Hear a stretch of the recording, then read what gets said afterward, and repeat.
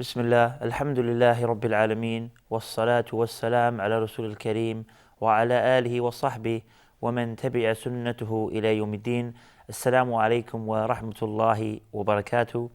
I greet you again with the greetings of peace, and we praise Allah and send peace and blessings upon His last and final Prophet, the Prophet Muhammad. Welcome again to another episode of your weekly Islamic chat show, Guest of the Week. Now, in previous episodes, we've had some new Muslim stories, and we like every now and again to bring you, the viewers, a story of someone who has embraced this beautiful religion. Very inspiring, very motivating, very spiritual stories. And today, I have with me a brother Abdullah Shetty. Assalamu alaikum, brother Abdullah. Assalamu alaikum. Thanks for coming on the show. Thank you for calling me here, inshallah. Of course, as we mentioned, you accepted Islam, and your name now is Abdullah. Alhamdulillah. So please, obviously previous I believe was Ashish. Ashish. That's yes. right. So please tell us about a bit about yourself. First of all, where you're from and your education, just the standard kind of information. Inshallah. Bismillah ar-Rahman ar-Rahim. My name is Abdullah Shetty. Previously it was Ashish Shetty, and I come from a place called Udupi. It is called as the temple city of southern part of India. I was born in a Hindu family, and we were not much religious as such, but then since childhood I always had this desire to know about what is life all about. Most people, they have these questions within them about why am I here, what am I supposed to do, is life all about living and dying, what happens next. But then over time, because they get busy in the dunya, they forget all these questions, and then they try to concentrate on what is there in this world. However, I actually wanted to look for these answers.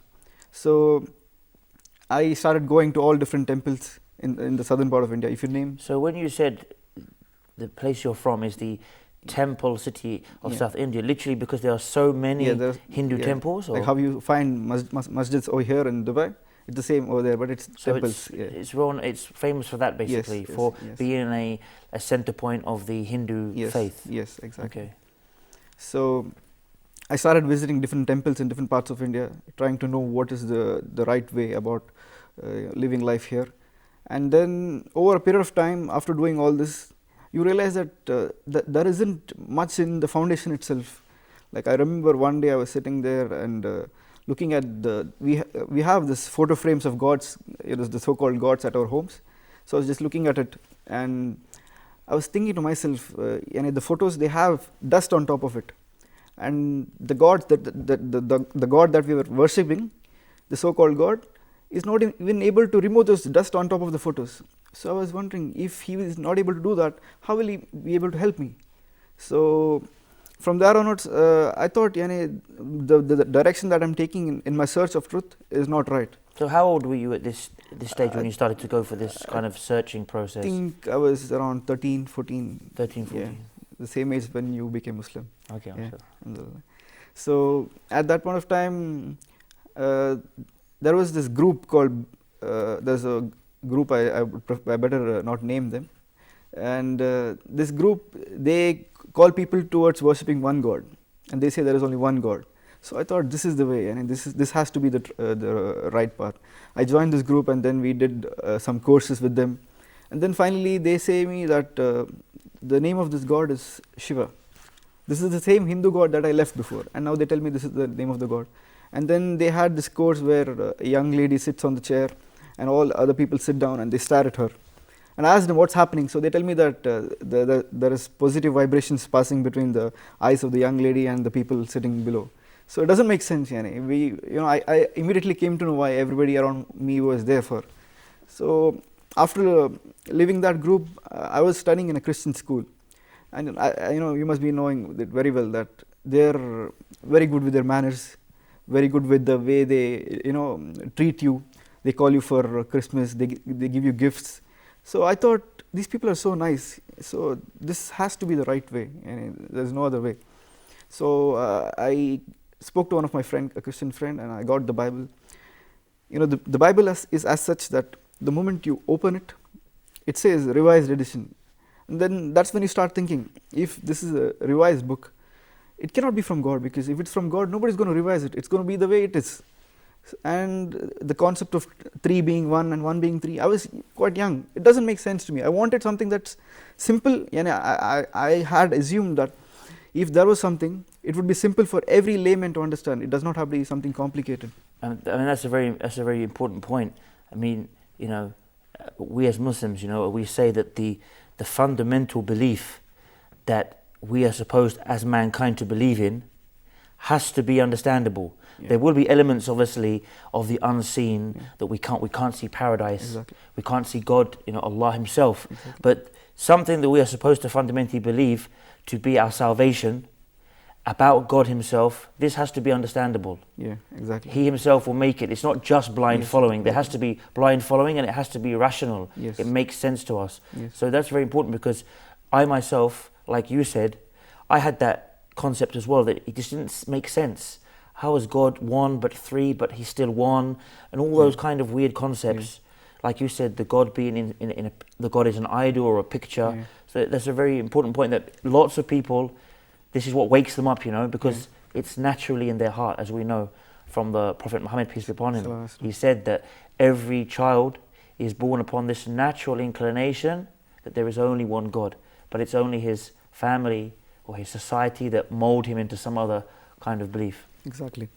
So after trying to know about Christianity and then realizing that this doesn't make sense to me, and it's a bit complicated, and this whole concept is if the foundation is clear, everything else is going to be clear. But when you don't understand the foundation, it means that everything else you don't have to look into it. So I joined college, and in college I thought that I did my search and I couldn't find anything. So this dunya is everything, this world is everything, and you have fun, enjoy, do whatever you want. So I chose the other path. If you want to put it in this way, it was from worshipping 3,333 lakh gods, then it came to worshipping 3, and then finally I jumped into 0. I became an atheist, and I started thinking that there's no God. This life is all about it, and do whatever you want in this world, and then that's it. So I chose the wrong path. I went with the wrong people. My family started hating me, and I was doing bad at my studies. And at that point of time, I was working as a VJ for a music channel. I wanted to become a DJ. I was learning drums and all this stuff. But over a period of time, when you have done everything, you sit back and then you start wondering, is this all? And what's next? I've done everything. What's next? Where do I go? And you start feeling that there's no meaning to life, because the one in front of you thinks that you're cool, you're enjoying, you're having fun, you're doing the best you can do. But deep within you, you know that you're not happy. Deep within you, you know that there's no satisfaction. After you do all the sins and go back home, you don't find that peace and happiness. And that's a very good point, because we see so many, without mentioning names, we see so many Hollywood actors, famous film stars. And I remember one of them, a very, very famous American Hollywood actor, and he's a comedian. And he makes his money by making people laugh. And if you see this man, you think he must be one of the most happiest, cheerful people, because he's such a funny guy. He cheers other people up with his comedy. And he came actually on a TV show one time and said, even though he's got he's got so much fame, so much money, as they say, he has all that money can buy, but he said that I feel so empty inside, I've contemplated committing suicide. And if we see only a few months ago, a very famous singer was found dead in her bathtub.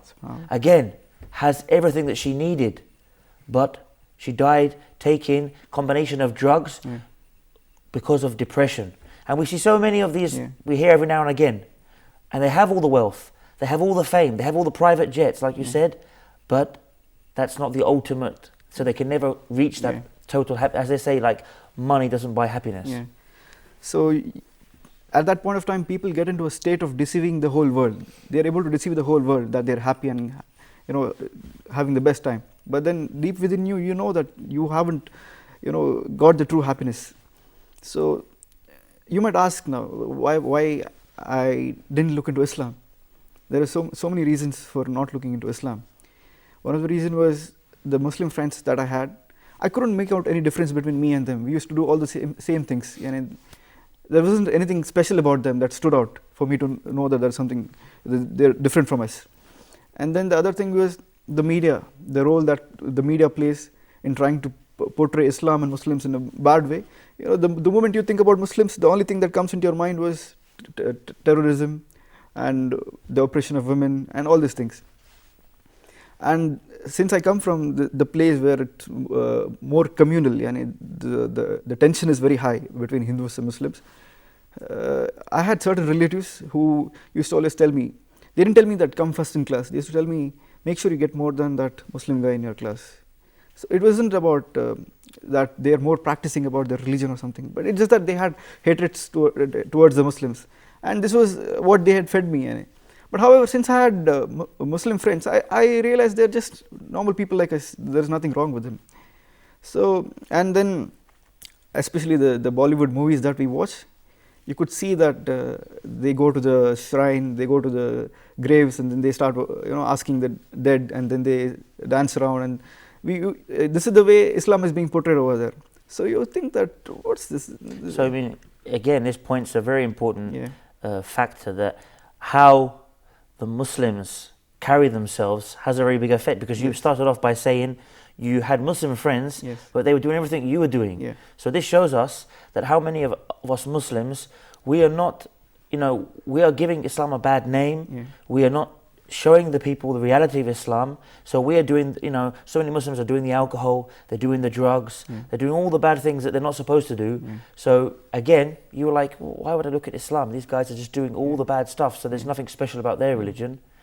And like you mentioned, then you have the other, unfortunately, people who pray, but they are doing things that are completely forbidden in Islam, because we know that things like grave worship, even praying to the Prophet Muhammad, praying to any holy man, is completely forbidden in Islam. And this is what the Prophet Muhammad came to, the message of Islam, and he came and he told people, do not take my grave as a place of worship. His grave, the best to walk on this earth. So what about all these other saints and these other mullahs and stuff? So again, one side you had the unpracticing Muslims, and then you had the people who are Muslims but practicing various heretic practices. So both of those took you away from finding out Islam. Exactly. So, like how you told me all these things, at that point of time I didn't have anybody to tell me all this. However, in college I met a Muslim guy, and we started discussing about so many things, cars, girls and all this stuff, and one fine day the topic of religion came up, and that's when he told me that, do you know that Muslims worship the one true God? I was blown off. I always had assumed that you find the star and the moon on top of the masajid. I always assumed that this has to be their God. Like my family, they think that since you find Muslims praying in front of the wall, they think that they worship the wall. And some of my relatives, they have this idea that Muslims are the most dirtiest people on the earth.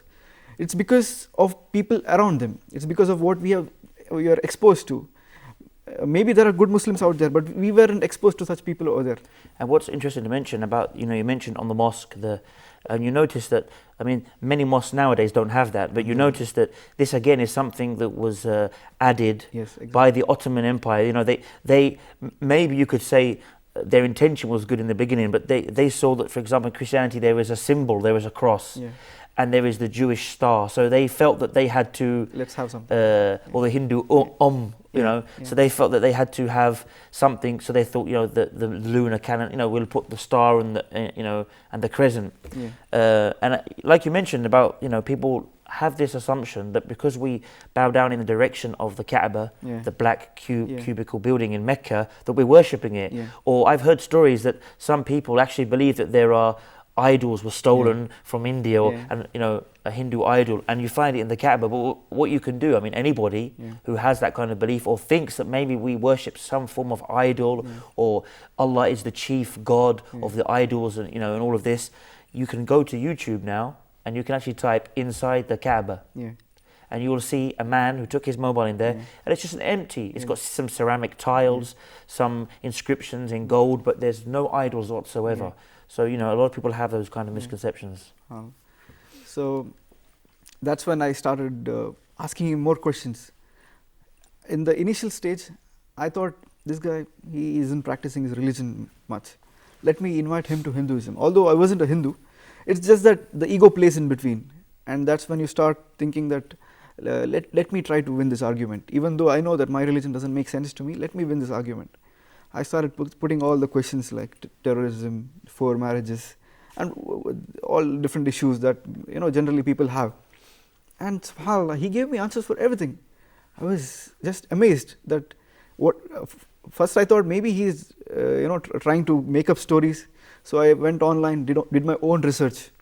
But alhamdulillah, although there are so many wrong stuff out there on the internet, Allah guided me to some right sites. SubhanAllah, it was Allah's guidance that I ended up in the right sites, getting the right answers. And that's when I thought, okay, he's saying all this. Let me again look back into Hinduism, because to accept something is right, let me first confirm that my religion was wrong. So I wasn't going to like, okay, you say this is the way, and I say, okay, yes, I'm going to accept it. No, I was not that type. So I wanted to be sure. Okay, we're going to hold it there for a break. Don't go away, stay tuned.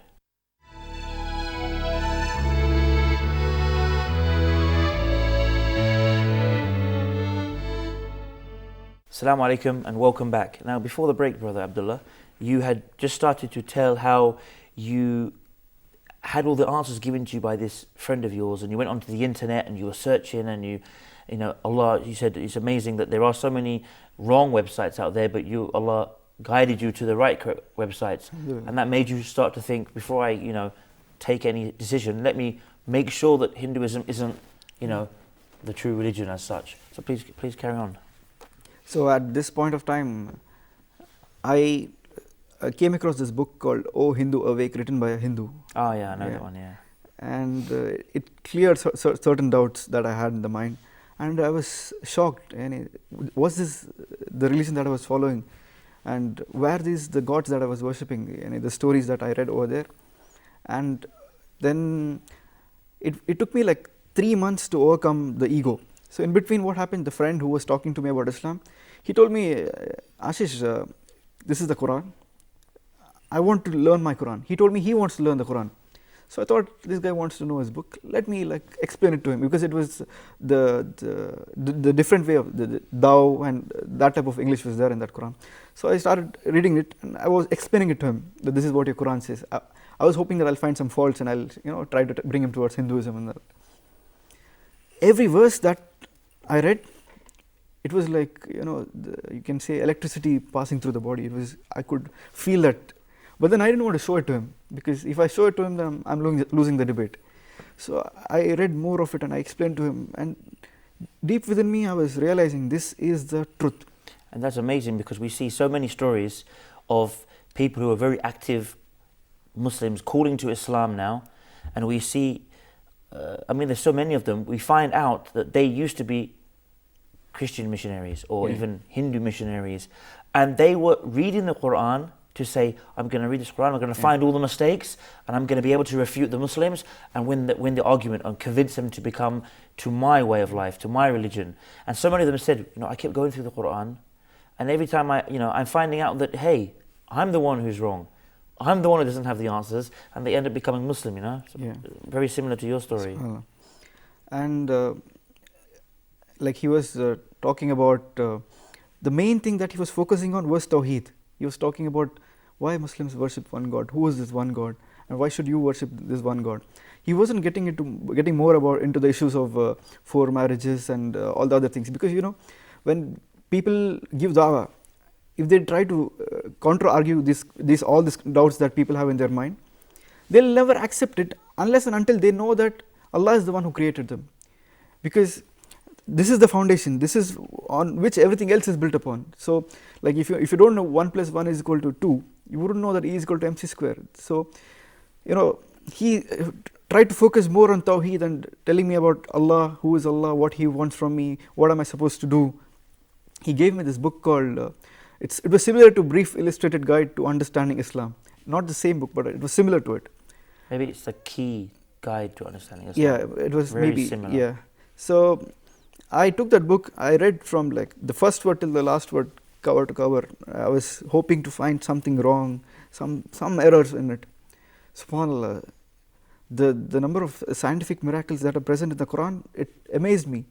These are just proves that this is from Allah, this is not from anybody else, because there is a verse in Surah Qiyamah which talks about, does man think that he will not be resurrected? Verily he will be resurrected to the tips of his fingers.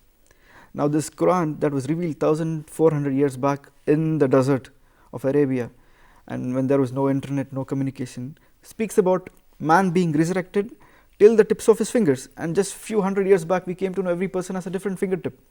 This amazed me, that how can somebody come up with this? This cannot be from man, or this cannot be from somebody who tried to collect some information, as they say. And I remember similarly when, after I became Muslim and I started learning more, and I again came across some of these, as such, scientific miracles. And I remember what really struck me was the whole one that talks about embryology and how the baby develops, and we know that in the Western world, meaning the ones that aren't generally Muslim countries, because a lot of the Muslims knew, because they read in the Quran, that something that's been discovered by using ultrasound scan and by using powerful microscopes only 50, 60 years ago has been described in the stage that it's like a clot that's hanging and it looks like a leech, then it becomes like a chewed piece of meat. And it's discovered now with the modern technology that stage in the fetus is, it looks like a piece of meat that has a human, it looks like a human has chewed it.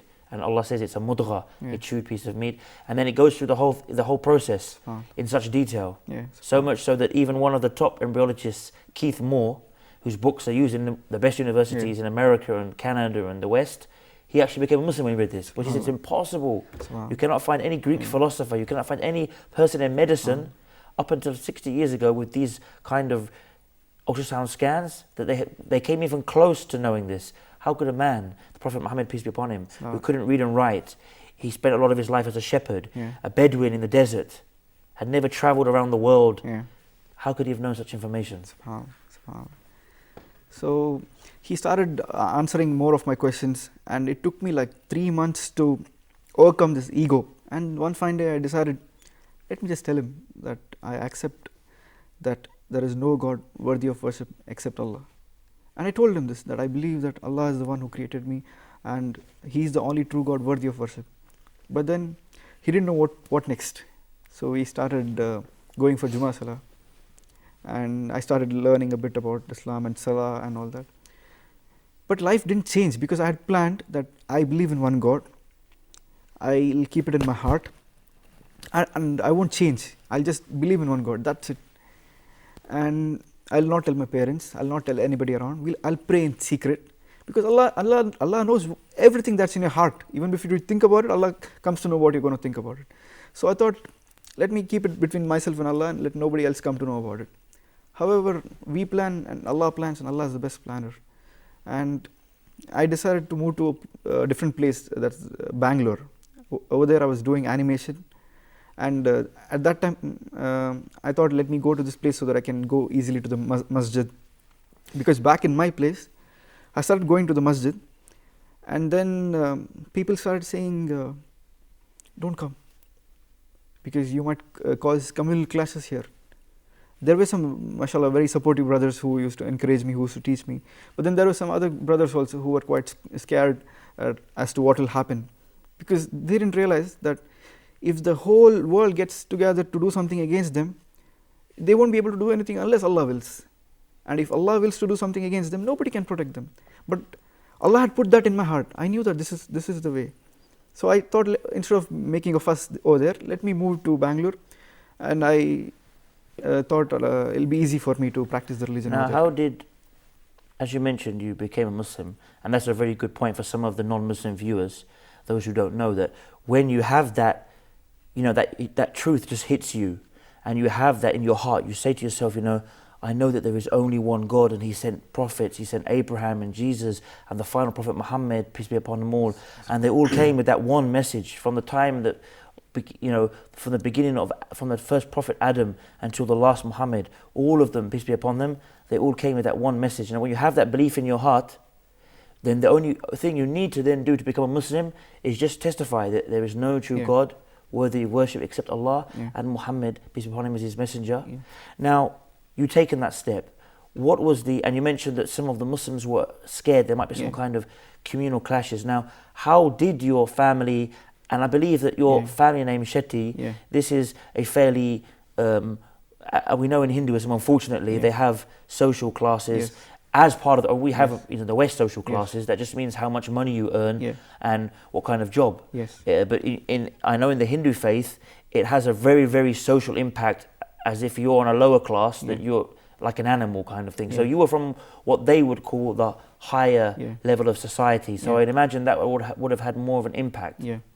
Actually, my friends and my family, they assume that I'm doing a new experiment of my own, because I've tried like a trend, a phase. So you like punk music. Suddenly you change to this. Then you like basketball, and then you become a rap artist. So they thought I'm just trying to experiment.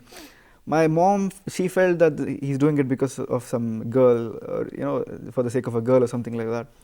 And people around me, some of the Muslims also thought the same, because that thing happens quite often over there. So they thought that this guy must have, is trying to impress a girl or something like that.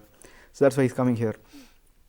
And I moved to Bangalore because I wanted to avoid all this mess. I wanted to be alone so that I can go to the masjid, pray, and then do my stuff.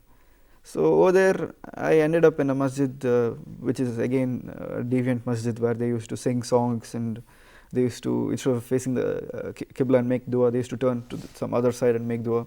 So although I didn't know much about Islam, Allah put it into my heart that this is wrong. Because what happens, people generally, it becomes hard for them to digest Islam, because they try to compare it with the Muslims. But since I knew that Muslims and Islam, there's two different entities. There are people who follow Islam and there are people who don't. So knowing this made it very clear that Islam doesn't have an issue. If there is an issue, it's with some people who don't practice the religion as it is supposed to be practiced. So the moment I saw all that happening, I had come back home in the vacation. And during this time, my family, they thought that he's still into that experiment mode, because he hasn't changed much. He's still partying, he's still going out, he's the same person. But deep within me, there were changes, because the moment you start believing in one God, you become more conscious. You know that you are going to be responsible. Although I wasn't going to accept that fact immediately, it took me time to understand that. But deep within you, you know that you are going to be responsible for every single word you say, every single action that you do. You know that you are going to be asked about it. And you know that there is heaven and hell, and you know that this world is a test. You know all this, but then because the dunya seems to be so attractive, you don't want to get into thinking much about it. So I was trying to, not accept all these facts. And that's the funny thing. You speak to so many people, and you can have a discussion with them, and they'll say to you, look, it does make complete sense that Allah, God is one, and it does make complete sense that He had prophets. So they basically say to you that they agree with you, and that they can't deny what you're saying. But then you say to them, so why not follow this?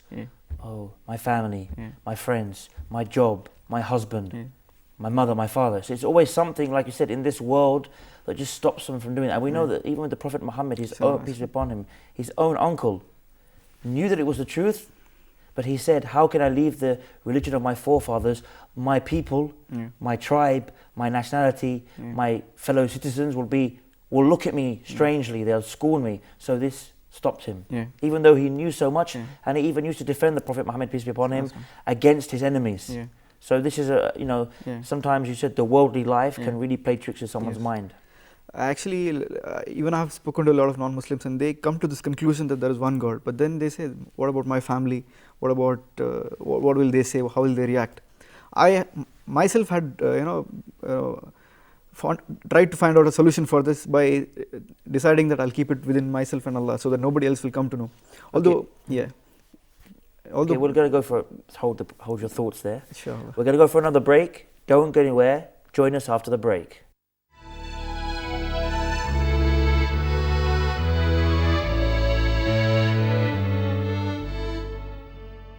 Assalamu alaikum and welcome back from the break. Carry on, please, brother. We just left off talking about how this world, how many people, they come to realize deep down that this is the only thing that really makes sense. It's the truth, But they say, my boyfriend, my husband, my wife, my lifestyle, my whole social community that I thrive and live on will abandon me. I can't do it, and they just decide to ignore the truth. So even I face the same situation. So I thought, let me find a solution by not telling it to anybody else. Nobody will come to know. If people ask me, I'm going to say, no, this must be rumors. I just have Muslim friends. That's it. But sorry to cut you off there, but that is also an important point for any of those viewers out there who may say to themselves, I will become a Muslim, but I could face violence, I could face mockery, I could be fired from my job. It's also important to let them know that they can still become a Muslim, and if it is a threat to them, even to their jobs. I remember one of the scholars, of the late scholars, Sheikh Al-Uthaymeen, may Allah have mercy on him, he was asked by a new Muslim in Germany. He said, can I hide from the people I work with that I'm a Muslim? Can I hide it from them? Can I sneak off to pray in a store cupboard? He said, yes. There's nothing that says you have to necessarily, especially if it's some kind of danger to you, or an issue where you could get fired or abused or have some kind of discrimination. He said you can keep it quiet. So I just wanted to clarify that for the viewers there. So at that point of time, I came back from my studies. I was on vacation. I came to my hometown, and then one fine day I was coming back from the masjid, and I was with my friend on the motorbike. That's when we had an accident, and it was a major accident. I broke the bone in the leg, and my friend, he had his whole face was bleeding. The car had hit us. It was in full force, and I rolled over on top of the glass, the top, and I fell down from the back. At that point of time, I realized, what if I had died now? What if I had died without telling this message to my parents?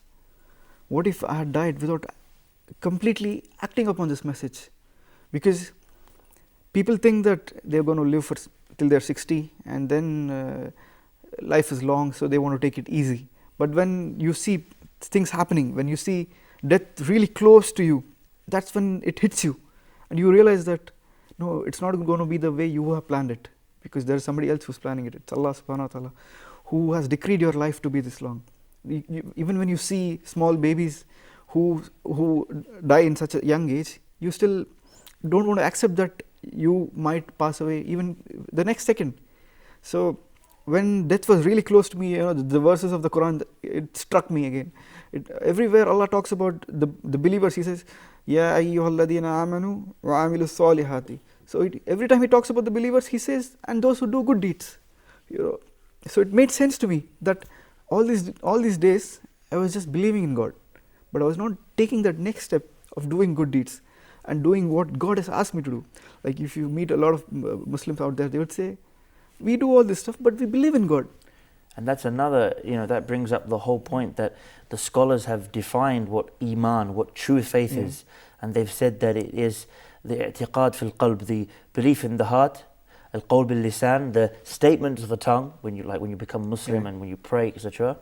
And al-amal bil jawarih, the action of the limbs. Exactly. So all of these together, they are what define true faith. So like you said, you had that faith in the heart, which made you, a believer. But to have that true belief, it's what your actions you do. So if you're committing bad actions, this is this manifests the reality of you have a weakness in your faith. Yes. And the more you do good deeds, the more your faith increases. So that was the first time I think I called out to Allah. I was in the Hindu place close to the temple.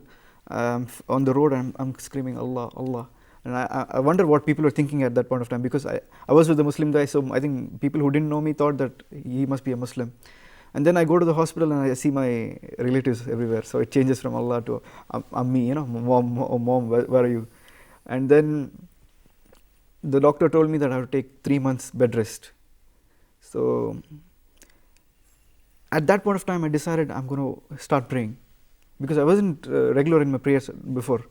So during those 3 months, I started praying, and I couldn't get up. I was just lying down on my bed and praying the way I was.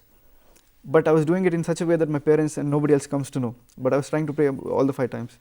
And what the other amazing thing that happened was, a lot of Muslims, mashallah, some good brothers out there, they knew that I have become Muslim. So the moment they came to know I had this accident, the hospital was full of bearded brothers and with their families. And instead of visiting the other Muslim brother, they're all visiting me. And my mom, who's sitting with me, she's wondering what's happening. He is a Shetty, his relatives have not come so far, and all these Muslim brothers are here, and we don't like Muslims generally, so what are they doing here? So after they left, I got the chance to speak to my mother. Before that, I was not close to my mother. I used to keep away from my family. I used to be always with my friends. I thought friends are everything. Yes, you're going through that kind of teenage, late teenage years, young man of like you said, the partying, the parents go be quiet. I'm going out for the night to have fun. Which unfortunately so many people, even Muslims, are falling into. So during this time, I was 17 when I became Muslim. So at this point of time, I was never close to my mom as such because of my friends, and I always thought friends are everything. But then when you are there for 3 months and there's none of your friends pop up, because they know you can't go party with them, you can't go out and travel with them, and your mom is with you. That's when the verses of the Quran strike, and you understand that Allah has told you that look after your parents. After He tells you to worship Allah, He tells you to respect your parents, and then He tells, do not even say uff. All people, they say be good to your parents, but then to this level that you don't even say uff, a word of comfort to your parents. This is like subhanallah. You understand why Allah has told you this. I mean, like you said, the fact that the fundamental belief of Islam is this tawheed, this worshipping Allah alone. Yes. So like you said, the fact that He said worship Allah alone, وَبِالْوَالِدَيْنِ إِحْسَانًا, and be good to the parents, shows the status of the parents in Islam. And it shows also that it is one of the major sins after shirk, which is praying to, devoting or giving any kind of worship to other than Almighty God Allah. One of the other major sins after that is being disobedient to the parents, being bad to the parents, insulting the parents. So it's a very very beautiful point you brought up there. And since the Muslims were still visiting me, because I was there in the hospital for 3 months, they were visiting me and they were bringing fruits and they were speaking nicely to me. My mom used to ask, what's happening? So I used to make use of this opportunity. I didn't tell her that I am a Muslim. I told her, Mom, these are people who believe in one God. They believe that this God does not have an image like all these gods that we were worshipping. They believe that He is all powerful, almighty. He knows everything that's happening, and after we die, we are going to be answerable to Him. So she was amazed with this concept. But however, she comes from she's from a Pujari family. That's also a different caste in Hinduism. So coming from this community, she didn't want to show her reaction, because I could, since she's my mom, I know that she was understanding that this is truth. Because after 3 months, when I was able to walk, I told her I want to become a Muslim. I want to go to pray. And since she saw me, she saw this changes in me. She saw the way I was speaking has changed. She saw that there's something special about this religion, because he's not the boy he was, before the accident, before he told me that he is interested in Islam. So she told me, okay, you do whatever you want, but don't force us. So she gave me this permission. And I remember she used to take me and she used to drop me to the masjid. I used to walk with the crutches, and then I used to pray, and then she used to bring me back. But then she also had told me that make sure you keep it like a secret, and let not everybody come to know about it, because we don't want to get into trouble. So this point of time, I instead of being with my friends, I used to spend more time at home with my family, with my sister, telling her about Islam, telling her about the scientific miracles in the Quran, telling her about Tawheed. And my mom and I had a Brahmin friend.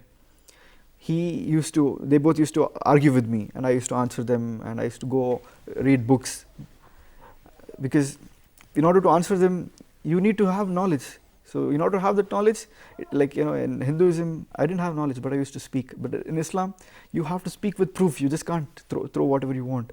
And this religion is as such, like if you go and ask a priest, I want to study more about the the Bible. I want to study more about the Hindu scriptures. Let me get deep into it. He'll say, no, take it easy. Don't get deep into it. This is only for the priests, and they'll make sure you understand. But in Islam, Allah says, Rabbi zidni ilma. Oh, Allah, increase me in knowledge. We ask for increase in knowledge. We want to know more about this religion, because the more you know, the more confident you become that this is the truth. This is the beauty of this religion. I mean, even the Prophet Muhammad himself said that, peace upon him, said that seeking knowledge is obligatory upon every Muslim, male and female. So it's the opposite. Yeah.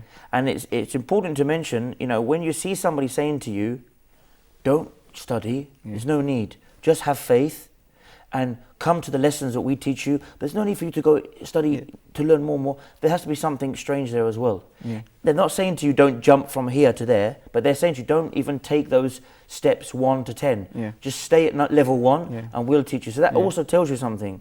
Whereas the Prophet Muhammad is very confidently saying to the people, study the Quran, study Islam, because this is the truth. There's no, you're not going to come against something that says, oh no, the secrets, the cat's out of the bag, as they say, Yeah.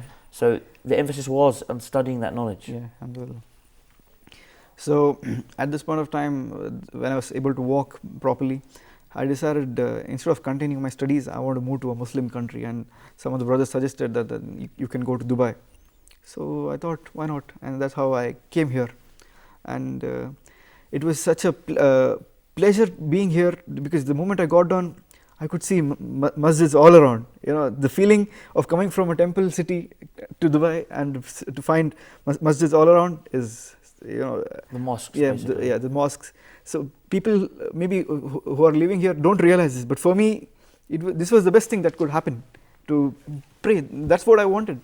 And every morning, hearing the adhan, the call for the prayer, that's like, because back in our place, we used to hear the temple bells and all this. So when you hear that adhan, the call for prayer, you feel that, and it was such a beautiful experience. However, what I did was, the moment I came here, I was in contact with my parents, with my mom, and then I used to speak to her like every single day for around 3 to 4 months. I used to speak to her, not about Islam, not about religion and all that. I used to ask her, Mom, how are you? How's life? I used to tell her, Mom, I miss you. And for a Hindu boy to speak to his mom and say, I miss you, is something strange. So she started thinking that it must be either he has lost his mind or something, or there is something special, really special about the religion that has changed him to this extent.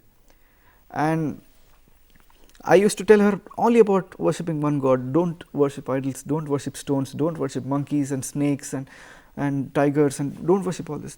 Just worship one God. This is all I used to tell her, and I used to ask her, how are you? I used to text her every now and then, what are you doing? I miss you. I wish you were here. She was amazed, what's happening? This is not something that we are used to. And I wasn't doing this because I wanted to fool her into becoming a Muslim. I was doing this because Allah has asked me to be good to my parents. Okay, well, we've actually come to the end of the show now, but I want, before we end, please, for us and the viewers here, I believe your mother and your sister actually became Muslim, didn't they? Yeah. After the 3 months of talking to them, my mom took the Shahada on the phone, and the same day my sister took the Shahada on the phone. And it was that they both didn't know that they took the Shahada, and after that Allah gave me an opportunity to bring them over here, and alhamdulillah, now I'm learning from them, and the whole experience has been beautiful. Well, that's a very beautiful, very nice point to end the show. Jazakallah khair for being here. Yaakum. And again, to the viewers, again, we've heard a very inspiring, very motivating, very uplifting speech for the Muslims, of course, who maybe are not practicing. We can see from these stories of people discovering this beautiful religion, it should be an encouragement for all of us to make that extra effort, and also for those of us who are practicing to show our Islam and tell our Islam to those people out there who don't know about Islam. And for any of the non-Muslim viewers who may be watching this, it's just an advice, when you hear these stories and something really clicks inside, make that effort and just make that step and embrace Islam. And until our next show and our next episode with another exciting guest and another interesting topic, I'm your host Ismail Bullock, and I leave you as usual with the greetings of peace. Wassalamu alaikum wa rahmatullahi wa barakatuhu.